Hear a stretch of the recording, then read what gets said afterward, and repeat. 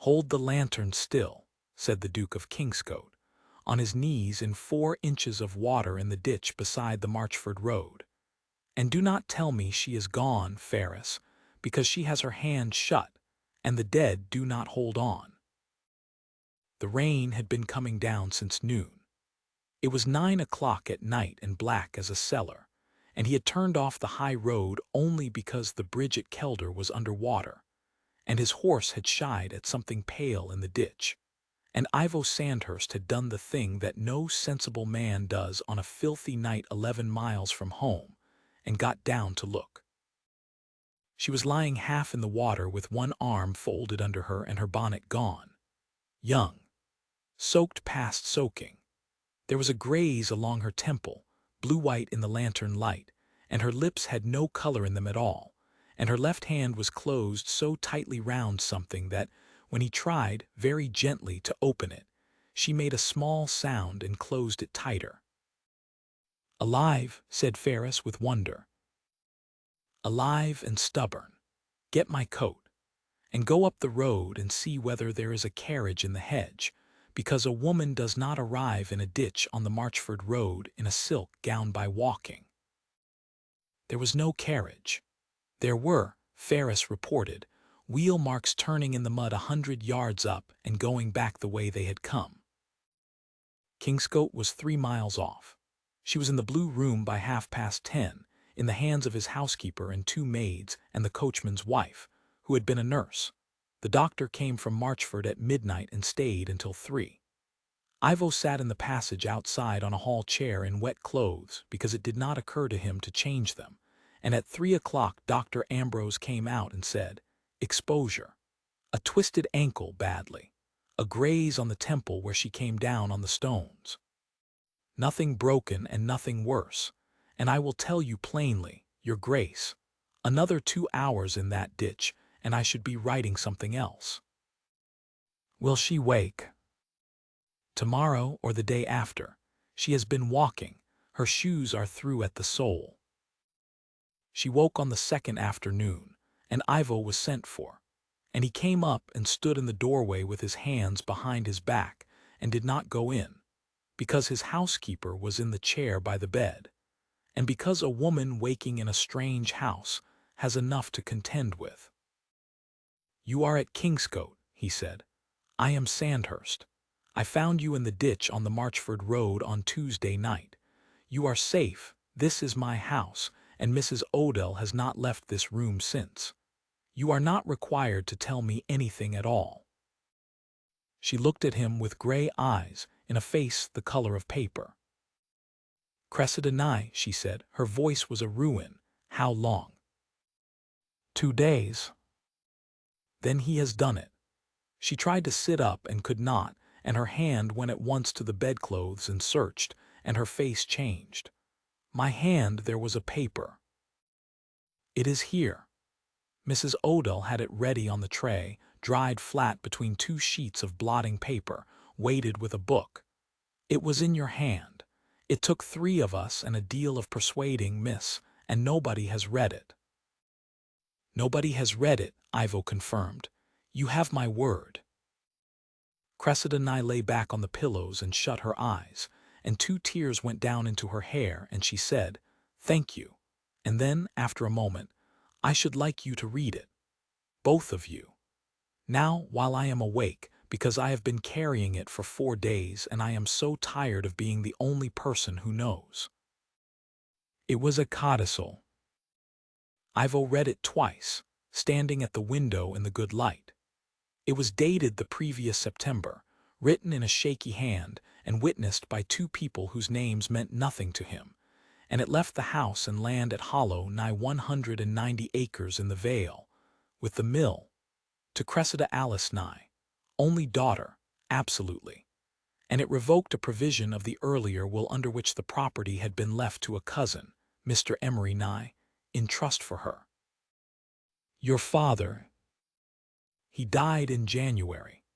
She had her hands folded on the coverlet, and she spoke steadily, in short pieces, resting between them. "Emery has had the management since March, in trust, which he says means that I am to live in the little parlor and be grateful and not ask what the mill takes. In April I asked. In June I went to Mr. Halstead, my father's attorney, and he told me there was a codicil, and that my father had sent it to him, and he had returned it to be re-witnessed, and never had it back. A breath. I found it on Friday in the lid of my father's writing box. There is a false lid. I have known about it since I was 9, and Emery never has. Did you tell him you had found it? I am not a fool, your grace. I told nobody. I sewed it into the hem of my under petticoat, and I asked for the carriage on Tuesday to take me to Marchford, to Mr. Halstead, and I said it was to buy thread. She stopped. Emery came out to the carriage as I was getting in, and said he would come with me, and he brought his wife, and they were very pleasant. And about 4 miles out, Sophia said she had a headache, and might we have the window down. And then Emery said, quite conversationally, "What is in your hem, Cressida?" Ivo Sandhurst discovered that he was holding the back of a chair, rather hard. "Go on." "There is not much more. I would not give it to him. He told the coachman to stop, and he told me a great many things about how nobody would believe an hysterical girl, and how there were places for women who invented stories about their families, and how a night's walk in the rain might improve my judgment. And then they put me out on the road, 11 miles from anywhere in the rain, at 7 in the evening, and drove away." Her chin moved. It was not violent. "That is the part I cannot make anyone understand. He did not lay a hand on me. He simply left me there and drove off, and I heard Sophia laugh through the window." "And the codicil?" "Out of the hem and into my hand within a minute of the wheels going. I thought if they came back for it, and I did think they would come back, I would rather be found holding it than have it found." Her mouth twisted, not quite a smile. "I walked for 2 hours and my ankle turned in a rut in the dark, and after that I do not remember very much. I remember thinking that if I sat down I should not get up, and sitting down anyway." The room was very quiet. Rain moved on the window. "Miss Nye," said Ivo, "I am going to ask you one question tonight, and then you are going to sleep for a week. Do you wish this to go to law? He will say I ran away. He will say I am unwell." Her eyes were closing. "He has had 4 days to say it, and he has a wife to swear to it, and I am 21, and I have no money of my own and no relation living but him." "You have a witness who is a duke," said Ivo, "who found you at 9 at night in a ditch with a legal instrument in your fist, and a physician who will testify to the state of your shoes, and a coachman who drove that carriage and will find it very difficult to say he did not." He folded the codicil and gave it, deliberately, back into her own hand. "Sleep. It stays with you. It is yours, and I shall not hold it. And when Mr. Emery Nye comes here, which he will, because by now he has understood that a duke's men were out on that road with lanterns, I should like your permission to receive him myself." She was asleep before she answered. "He got it in the morning." Emery Nye came on the Friday, at 11 o'clock, in a good coat, with his hat in his hands and the sweetest expression of grief that Ivo Sandhurst had ever seen worn by a living man. "Your Grace is very good to have taken her in," said Emery Nye. "My poor cousin has been a great anxiety to us since her father died. She wanders. She has taken it into her head that we have wronged her. I say it with shame. But there it is. And on Tuesday she left the carriage in a temper on the Marchford road, and would not be persuaded back into it, and we searched for her until dark. I have a chaise at the door, and a woman with me who is used to nervous cases, and we shall take her home and say no more about it." Ivo let him finish. He had learned in 11 years of quarter sessions that a man of this kind will always, if permitted to speak for 4 minutes without interruption, hand you something. "You searched until dark," he said. "Until well after." "With lanterns?" with lanterns and calling her name. Along which stretch, from the 4-mile stone to Marchford turn, back and forth in the rain, until I was near dead with it. That is interesting, said the Duke of Kingscote, because I found your cousin at 9 o'clock that night in the ditch 11 feet from the 4-mile stone, lying in plain view of the road, and my man Ferris walked that stretch with 2 lanterns immediately afterward, and found no wheel marks anywhere but yours, which turned in the mud 100 yards above her, and went back toward Hollow Nye, and never came out again. Emery Nye's expression did not change, but the color went out from under it. You will also wish to know, Ivo went on pleasantly, that Dr. Ambrose of Marchford, who is a magistrate's physician of 20 years' standing, has deposed as to her condition on Tuesday night, the exposure, the turned ankle, the state of her shoes, and that Ambrose is presently at Hollow Nye, where he has been since yesterday morning, taking your coachman's account. Your coachman is called Wilkin. He has a wife and 3 at home, and he has been very frank, because I sent word to him that a man who was ordered to stop his carriage by his master is not the man who will answer for it. This is monstrous.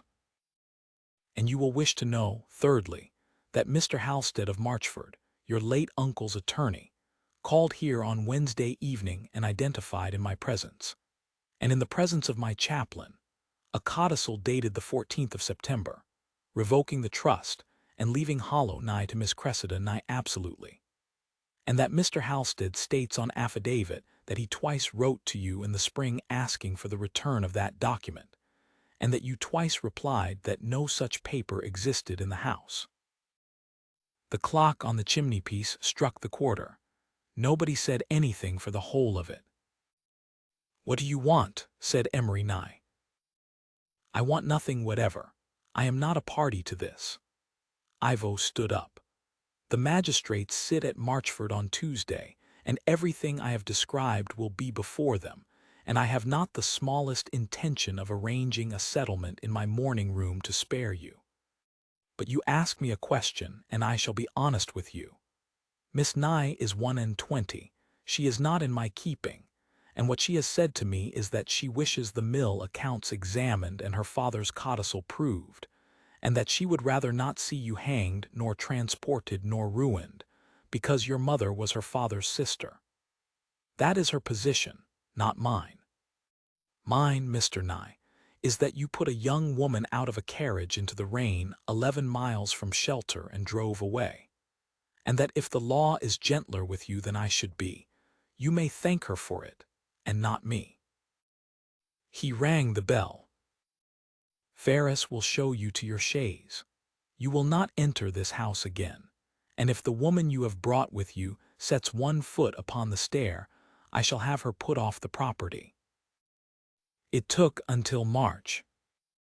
The codicil was proved. The trust fell.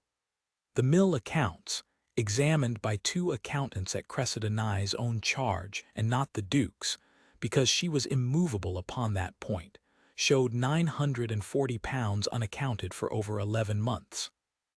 Emery Nye made restitution of what he had, which was about half, and sold the rest of his own furniture to make up a further 200, and went to his wife's people in Norfolk, and the magistrates bound him over, and the county talked of nothing else all winter. Cressida Nye did not stay at Kingscote through it. She would not. In October, as soon as she could put her foot to the ground, she took 2 rooms in Marchford over a stationer's, and lived on £11 she had of her mother's, and walked out to Hollow Nye twice a week to look at her own mill from the lane, because she was not yet permitted inside it, and Ivo Sandhurst was allowed to call on Thursdays, in the parlor, with the stationer's wife knitting in the corner. He came every Thursday for 5 months. He also, as it turned out, came a great many Tuesdays to Marchford on business that did not exist. They talked about the mill, and then about her father, who had been a hard man to please and had taught her to read a set of accounts at 11 years old, and then about his own house, which had been empty of anything but servants since his mother died, and once in December about the ditch, because she asked him to tell her exactly how he had found her, and listened to it with her hands very still, and said at the end, "I have wanted to know whether I called out. I have not been able to remember." "You did not," said Ivo. "You did not make a sound until I tried to open your hand." In April she took possession of Hollow Nye. He was not there. She had asked him not to come, and he had spent the day at home doing nothing whatever with tremendous determination. In May she wrote and asked him to dine. He went and found a small dining room with the shutters open and a great many candles, and a woman in a plain green gown at the head of her own table, brown from a month of walking her own land, entirely unrecognizable as the paper-white thing in the blue room. And Ivo Sandhurst understood on the threshold that he had been in love with her since about the middle of November, and had been managing it, in his own view, rather well. "I have asked you here," said Cressida, "because there is a thing I must say before you say the thing you have been not saying since Christmas." "Sit down." She waited until he had. "Everyone in this county believes I am to marry you out of gratitude. My cousin's wife has been writing letters about it to anyone who will read them, that the Nye girl has done very well out of a ditch. And I will not have it said, and more than that, I will not have you thinking it ever, at any hour of any night 40 years from now. I have never once thought it." "Then let me put it beyond reach," said Cressida Nye. "I am not obliged to you. Hollow Nye is mine and proved. The mill takes 400 a year, and I paid the accountants, and I paid Mr. Halstead, and I paid the stationer's wife, and I could live here to the end of my life a single woman of independent means and be perfectly content." She looked at him down the length of her own table. "That is the whole of my position. I owe you nothing. Now ask me." Ivo got up. It was 11 feet to the head of the table, and he was glad of every one of them, because he needed the time. "Cressida," he said, "I have loved you since the middle of November, and I could not say so while your cousin's business was undecided, because I would not have my name weighing on a magistrate's bench in a matter that was yours. It is decided. You are the mistress of Hollow Nye and answerable to nobody living. Will you marry me?" "Yes," she said. "On the 12th of June in Marchford Church, and Wilkin the coachman is to be asked, because he told the truth when it cost him his place, and you found me a situation for him and never mentioned it, and I heard of it from his wife." They were married on the 12th of June. The mill at Hollow Nye still runs, still keeps its own books, still shows a hand in the margins that is unmistakably a woman's, and the Duchess of Kingscote has been heard to say that she owns 190 acres, a mill, and a husband, and that she came by all three of them by holding on to a piece of paper in the rain and declining, at any point, to let go.